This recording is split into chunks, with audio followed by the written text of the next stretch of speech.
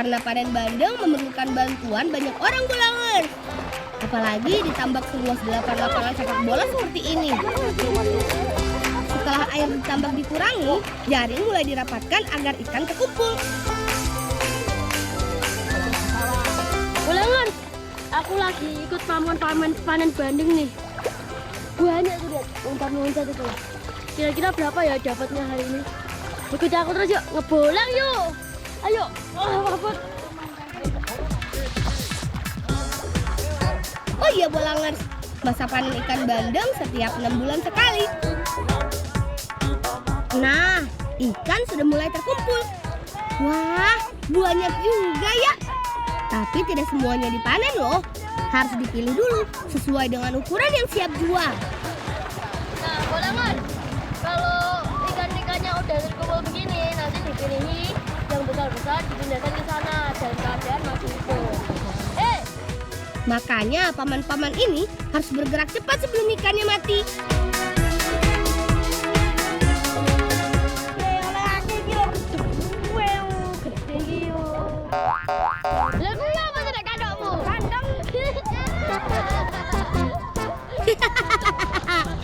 Faiz, ada-ada aja kamu. Ikannya sampai masuk ke dalam celana. Ayo Lang. Gini. Lang, mau masuk Lang. Oke, Pak, teman-teman. Mau dijadikan apa ayo kira-kira ikan ini? Makanya ikuti aku terus ya. Ngebolang yuk.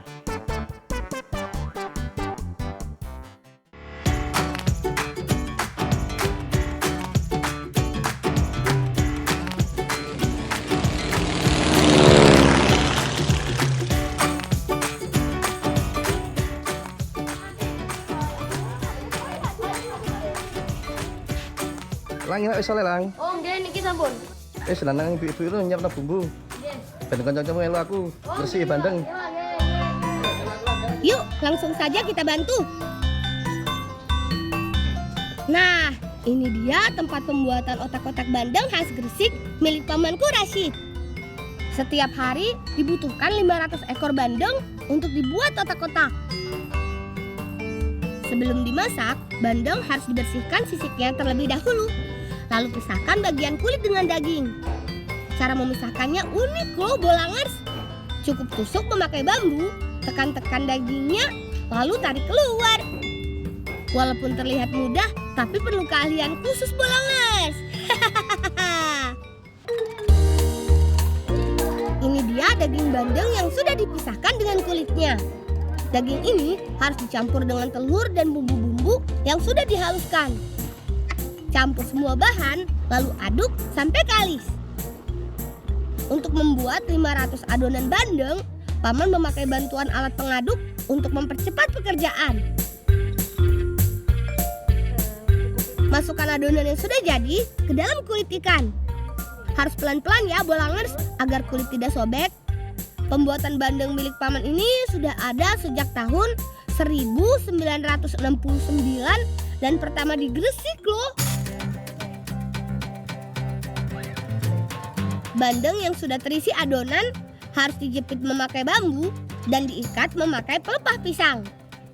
Inilah kenapa otak-otak bandeng sering disebut bandeng capit karena posisi ikan yang terjepit di antara dua bilah bambu. Oles bandeng dengan bumbu, lalu bungkus deh dengan daun pisang. Membungkusnya tidak perlu rapi ya.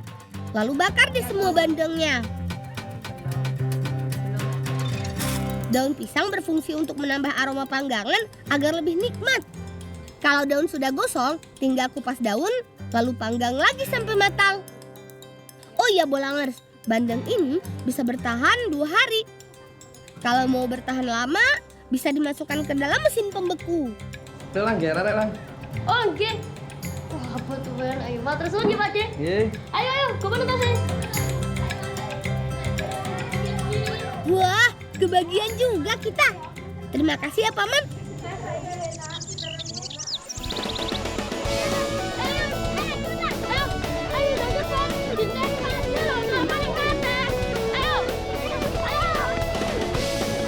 Kami kami berencana memasak ikan bandeng dengan pepaya. Tapi karena sudah saatnya panen, kita bantu dulu yuk. Pohon yang berusia 7 bulan saja sudah bisa dipanen. Makanya tidak perlu menunggu pohonnya tinggi. Buah pepaya sudah matang dan siap dipetik. Ayo kawan, ambil pepayanya. Pepaya ini berkulit tebal, berbentuk lonjong. Ketika matang berwarna kuning dan rasanya manis. Pepaya California banyak ditanam petani karena memiliki harga yang lebih mahal daripada jenis yang lainnya. Cara memetiknya gampang kok. Tinggal putar saja dan beres deh.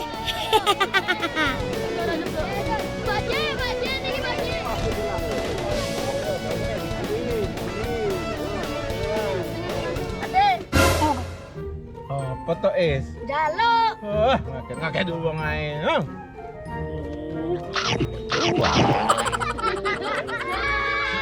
Oh, wong awakmu ya blepotan ngono ae. Masa cemong?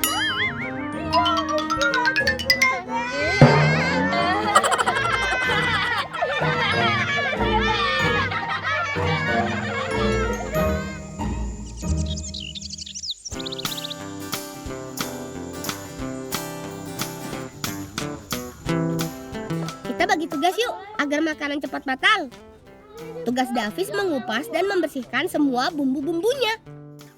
Walau memasak di alam, tapi bumbu yang kita pakai lumayan lengkap loh. Agar rasanya enak tenan. Pepaya ini akan kami gunakan untuk alat memasak. Jadi sebagai pengganti kukusan besi. Kalau tugasku menumbuk semua bumbu sampai halus. Tambahkan perasan jeruk nipis untuk mengurangi aroma amis pada ikan bandeng. Jeruk juga dapat membuat daging empuk dan lebih cepat matang ketika dimasak. Bumbu yang sudah halus langsung ratakan ke ikan agar meresap ke semua bagian. Tinggal bungkus ikan memakai daun pisang yang sudah dibersihkan. Bungkus satu persatu saja ya agar ikan matang merata. Masukkan semua bungkusan ikan ke dalam pepaya. Lalu kunci memakai potongan bambu agar tidak tumpah ketika dipanggang. Terakhir, tinggal panggang deh. Memasak ikan dengan cara seperti ini memang memerlukan waktu yang tidak sebentar. Tapi tenang saja, pasti jadinya enak.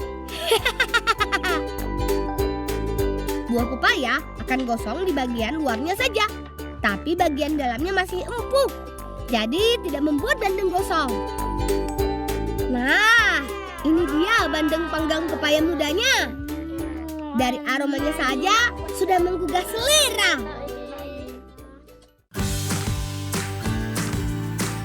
Sudah ada nasi dan lauk pun sudah siap. Langsung saja kita sikat. Pas banget di siang hari makan berat seperti ini. Sambil ditemani pemandangan indah Bukit Gosari, jadi menambah nafsu makan kita. Ayo, habiskan. Dagingnya empuk dan bumbunya meresap sampai ke bagian dalam daging.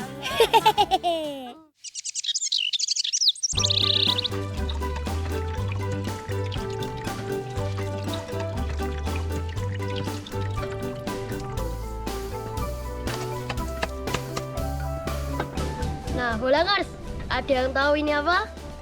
Betul, ini udang. Aku mau bikin bumbu khas Gresik, namanya petis. Petis itu ada banyak macamnya, tapi sekarang aku mau bikin petis udang. Seru kan? Ayo, siapa yang sering makan petis? Bumbu beraroma kuat ini memang ciri khas daerah Gresik, Bolangers. Tapi udah ada yang tahu belum cara pembuatannya bagaimana? Bagian udang yang dibuat petis adalah bagian kepalanya saja.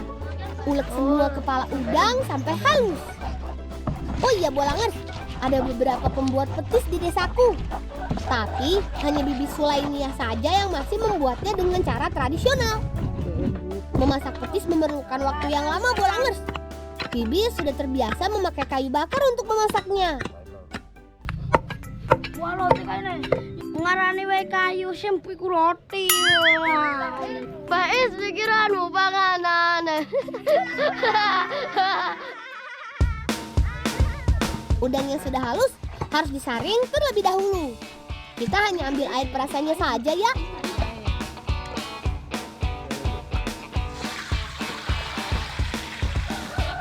Tapi serigala yuk diangkat. Oh ya, Kiki.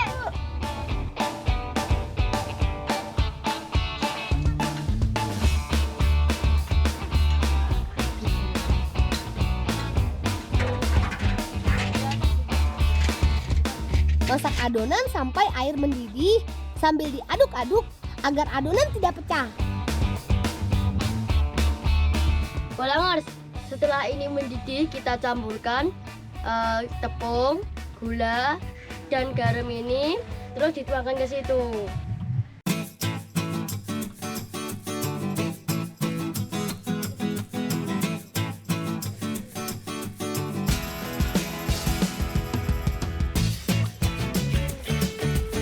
Nah, sekarang tinggal aduk terus. Kurang lebih 3 jam. Wah, lumayan lama juga ya. Kalau sudah mulai mengental seperti bubur, tandanya sudah hampir matang bolangers. Nah, kalau sudah berwarna coklat tua, berarti petis sudah siap diangkat. Satu kali masak, Bibi bisa membuat sekitar 26 kg loh. Iki kan gue awak mulang, Kak, ambek konco-konco mulang. Matur suwun Bu nggih. Kula pamit ya Bu. Kira-kira mau dibuat jadi apa ya petisnya? Ikuti kami terus yuk.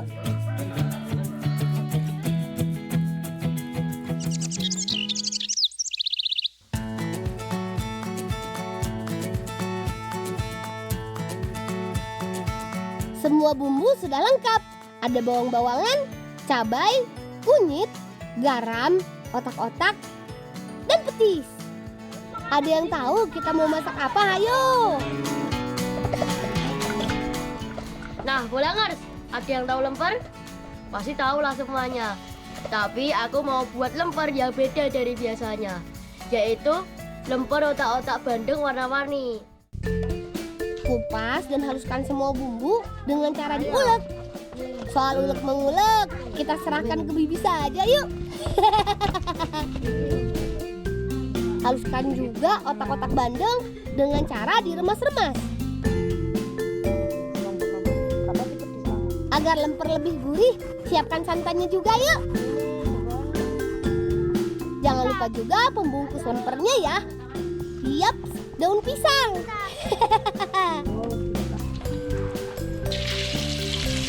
Tumis dulu bumbu yang sudah halus sampai harum dan wangi.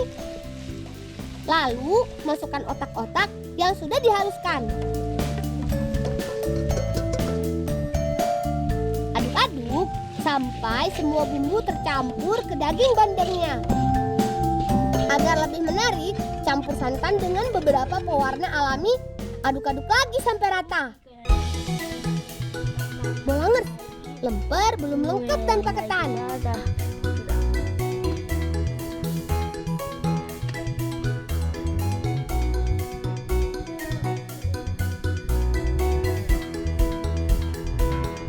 Tinggal campur deh ketan dengan pewarnanya. Isi bagian tengah bandeng yang sudah dibumbui. Lalu tutup pakai daun. Oh iya bolangers, ketan yang dipakai yang setengah matang ya. Karena lemper masih harus dimasak lagi. Oh iya, agar tidak lengket, olesi daun memakai minyak goreng.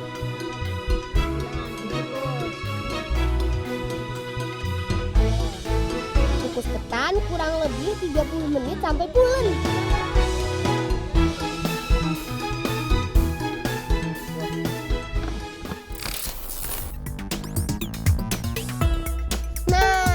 Ini dia lemper otak-otak bandeng dan petis buatan kita.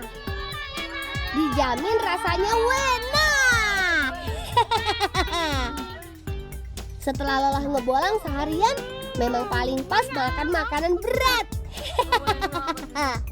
Jangan lupa sebelum disantap, cocol dulu pakai petis udangnya. Wah, enak tenan. Bolangers, rasa lemper otak bandeng ini enak banget. Bandengnya kerasa, ketannya enak, nggak bikin seret di tenggorokan. Sambal petisnya juga, rasa udahnya nonjok banget. Pedasnya juga mantep, nggak jos. Pas, enak. Enak ya? Enak. Dijamin gak pakai lama pasti lempernya habis. Tapi nggak apa-apa.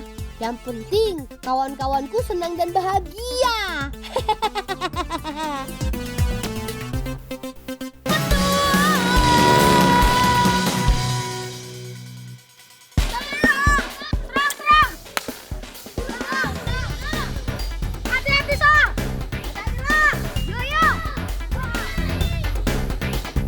Ada yang tahu dengan permainan yang kami mainkan ini? Benar banget, Bolangers. Perang pepelotokan, salah satu permainan tradisional yang terbuat dari bambu. Kata ayahku, permainan ini juga menjadi permainan favorit ayah saat kecil dulu. Tenang, perang pepelotokan aman kok, Bolangers. Karena peluru yang digunakan hanya diisi dengan kertas basah. Kali ini kita bagi 2 tim ya. Aku dengan Dista yang akan melawan tim Anton, Eza, dan Rangga. Salah korep nembak.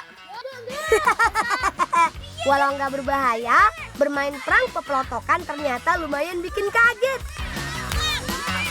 Soalnya kertas basah yang dimasukkan ke dalam bambu dapat mengeluarkan bunyi keras ketika ditekan untuk menembak ke arah lawan. Ayo Dista, kita nggak boleh sampai kalah ya. Hehehe. Bermain perang pepelotokan gak cuma seru, tapi melatih konsentrasi juga, Bolangers. Oh iya, kalau di tempat kalian, permainan ini apa namanya?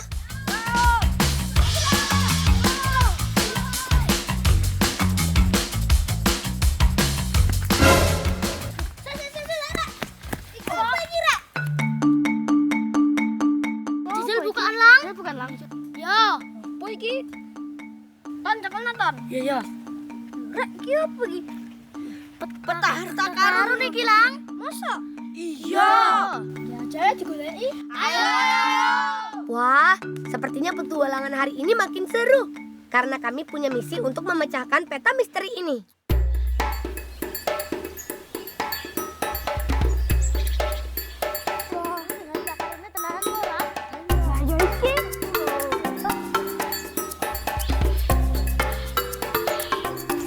Lang. Ngono nek digolek ibu demo piye, Lang? Ora apa-apa. Samara dhewe kok entuk harta karun sing tenanan. Oh iya ya. Ya wis digoleki. Ayo. Ayo semangat teman-teman. Awet Bude. Arep nyandi le? Niki, arep dolan Bude. Ora pengen ngrewangi panen brambang Bude sik. Boleh ta, Bu? Oleh.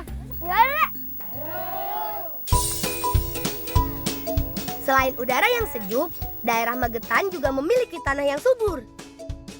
Banyak lahan pertanian dengan hasil alam beragam. Iya. Saya ada ngambil siap bisa. Ya. Proses panen bawang merah ini dilakukan dalam 60 hari sejak awal proses penanaman. Caranya mudah, Bolangers. Cukup cabut bagian ujung bawang sampai semua bagian isi bawang keluar. Bawang merah yang siap panen memiliki tanda pada bagian daun yang mengering. Kawan, pastikan jangan sampai ada sisa bawang yang tersisa ya. Oh iya, saat mencabut bawang merah, lakukan pembersihan rumput liar yang ada di sekitaran tanaman bawang ya. Tujuannya untuk menyiapkan lahan saat penanaman berikutnya. Bolangers, kata guruku, Jawa Timur menduduki posisi kedua di Indonesia dengan hasil panen bawang merah mencapai 473.989 ton pada tahun 2002 setelah Jawa Tengah. Gak cuma hasil melimpah, bawang merah hasil petani di negara kita juga memiliki kualitas yang sangat bagus. Hebat ya. Kawan, bawang merah menjadi salah satu produk budidaya perkebunan yang berkembang sangat baik.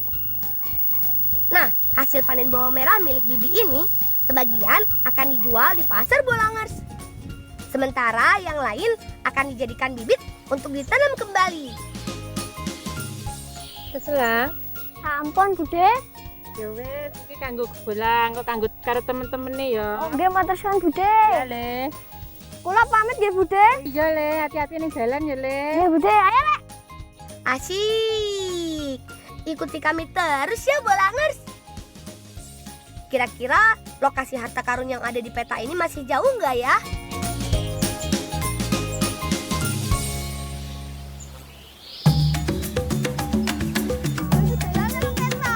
Lah ning iki. Wah, kaya ning kono ya. Ya saya jalan ayo. Angele. Dhuwur banget iki. Adinya apa tuh Mbak sama niki Mbak? Iki enggak par juga dhuwur. Nek sama iki sing iso ning menek ning kene. Aku lang. Ya wis ndang penakan ayo. Ya. Hati-hati lo. Hati-hati lo. Hati-hati lo, Dis. Ya Dis, hati-hati Dis. Temanku Dista ini memang gemar menolong. Patut dicontoh ya Bolangers. Buah jamblang atau dikenal dengan buah duet adalah salah satu jenis buah jambu-jambuan. Bentuk buah jamblang bulat, lonjong, dan berukuran kecil. Buah jamblang yang sudah siap petik biasanya memiliki warna merah kehitaman. Ayo Dista, petik yang banyak. Pastikan tetap hati-hati ya, jangan sampai terjatuh.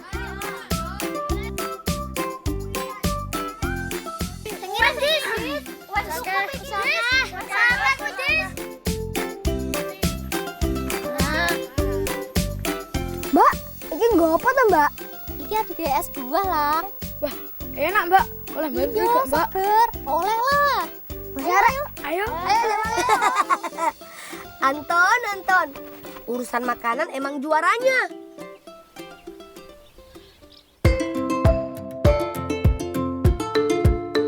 Yang segar. Buah jamblang yang kami petik tadi akan diolah menjadi es buah oleh kakak. Jadi gak sabar. Biar es buahnya makin mantap, ada juga tambahan buah lainnya, mulai dari apel, buah naga, dan si manis anggur. Potong semua buah menjadi beberapa bagian. Pastikan semua buah siap ya. Setelah itu, saatnya meracik es buah Bolangers.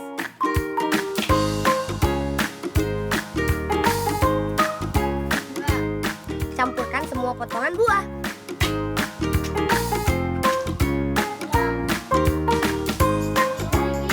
Siram dengan air soda, kental manis, dan batu es. Aduk sampai semuanya rata.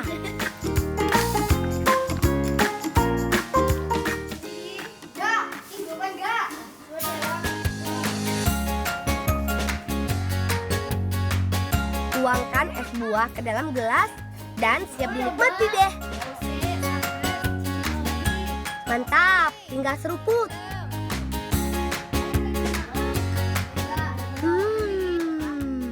Nikmat Bolangers. Rasa es buah jamblang enak banget ternyata. Segar, manis, dan sedikit asam. Belum lagi ditambah potongan apel, anggur, dan buah naga. Bikin mata meremelek. Bolangers, buah jamblang mengandung vitamin C yang tinggi yang berfungsi menjaga kesehatan tubuh. Selain itu, kandungan gula dan karbohidrat buah jamblang sangat sedikit. Jadi, bisa mencegah terjadinya gula darah yang tinggi. Terima kasih ya Kak, sudah membuat es buah jamblang seenak ini.